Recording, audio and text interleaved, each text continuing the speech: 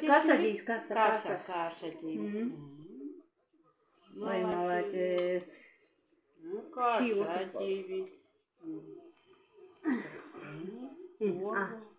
Замира Базарбаева 5 баланы жалгыз бой тарбиялап жаткан убагы. 3-чү кызы Сезим Нурлан кызы 2001 жылы ДЦП менен төрөлгөн. Кызы ар дайым кароого муктаж болуп келет. Мурда кызын карагандыгы үчүн персоналдык ассистент катары социалдык камсыздоо тарабынан 4900 сом төлөнүп келген. 18 жаштан кийин ал акча берилбей калган. Балдар өзүнчө бир башкача бир камкоолукка муктаж да. Ал балдар менен кошо сүйлөшүшүң керек, жанында отурушуң керек, тамактандырышың керек, памперсин убак саат менен алмаштырышың керек. Убагында тамагын бере албай калсаң ачка калат. Ошондон биз баягы көчө иштей албайбыз. Бала менен бир жеке барып иштей албайбыз. Андай балдардан көбү баягы кача баштайт да. Карагандан коркушат. Негизи баягы эненин эле түйшүгү да.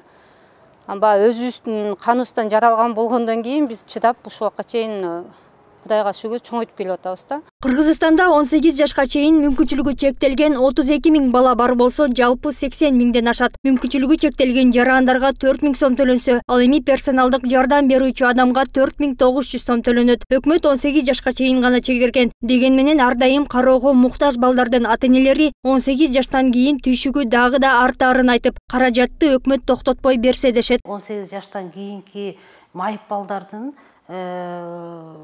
баякы персоналдык ассистенттин айлык маянасы автоматтык түрдө кесилет да. Бала 18 жашка толгондугу үчүн. Бирок ал бала 18 жашта болгону менен, цифра гана айтып турганы менен ал бала ушундай камкордукка муктаж балдар да. Аларды дагы деле тамактандырыш керек, дагы деле алардын памперсин которуш керек, дарысын бериш керек. Алар нарастеден дагы өтө назик балдар. Персоналдык жардам берүүчүлөргө кошумча акча төлөө 2018 жылдан тарта кирген. Бирок токтомго ылайык 18 жашка чейин гана жазылып калган. Биздин редакцияга кайрылганда эле Эмгек жана социалдык камсыздоо министрлигине ушул маселе менен кайрылган жарандар көп дейт. Мындан улам бул маселе учурда каралып жатыптыр. Ден соолугунун мүмкүнчүлүгү чектелген жарандын баары тең бул кызматка муктаж эмес. Ошол топто адамдардын канчасы ошого муктаж. Анткени бул кызматты 24 саат бирөөнүн кароосуна муктаж эле азыркы учурда балдар алып атат да.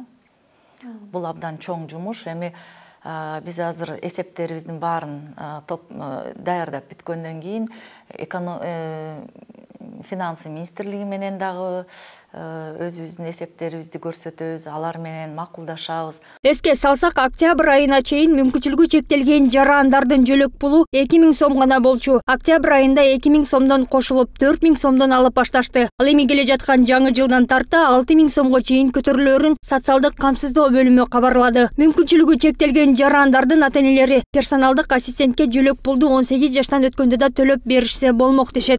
Нуржан Султанбекова, Темир Избасханов, 7 канал, Бишкек.